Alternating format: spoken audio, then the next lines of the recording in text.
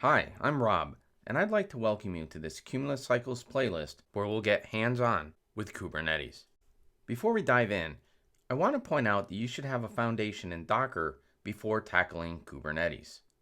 If you're not familiar with Docker or just need a refresher, I have a Docker playlist that I'll provide a link to in the description below that may be useful.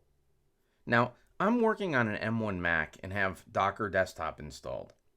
If you don't yet have Docker installed on your machine and you're using an M1 Mac, I have a video that will walk you through the installation process, which I'll also link to in the description below. If you're running on a different OS and need to install Docker, just click the Get Started button on the docker.com homepage and download the appropriate installation package for your computer. Now, with Docker Desktop installed and running, I can simply click the Settings icon, then click the Kubernetes button and check Enable Kubernetes, and then Apply and Restart to install Kubernetes on my machine. And after a few minutes, in the lower left-hand corner of Docker Desktop, I'll see the green Kubernetes icon. And if I close Preferences and then click on Images, we'll see the Kubernetes images that were pulled during the installation process. And if I jump over to a terminal and execute kubectl version, I'll see the details for the kubectl command line tool that's installed, and this tells me that I'm ready to start working with Kubernetes. Now, I should note that by installing Kubernetes via Docker Desktop, we will get a Kubernetes server which runs locally within a Docker container and is a single node cluster.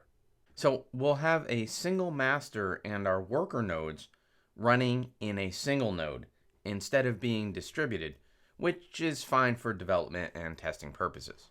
Now, with Kubernetes installed, we can start interacting with our master node using the Kubernetes API.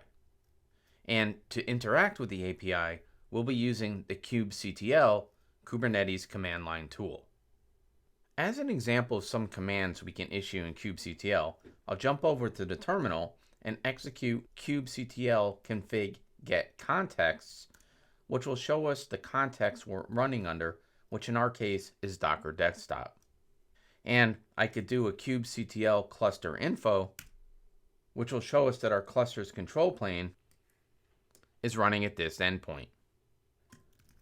Some of the more common commands we'll be working with are kubectl get nodes, which shows us our single control plane node running in the Docker Desktop context. There's kubectl get all, which will list all of our Kubernetes resources, which in our case is a single Kubernetes service, and kubectl get pods, which if we had any pods in our cluster would display them here. We can take a deeper dive into our Kubernetes resources using the kubectl describe command. For instance, kubectl describe service Kubernetes, and kubectl logs, which if we executed this command and we had any pods, would display the logs from the pod.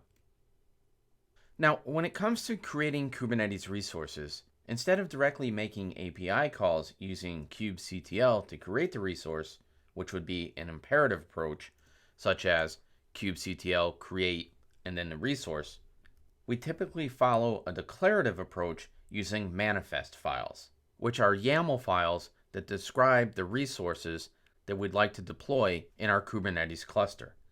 And that's what we'll work on in the next video.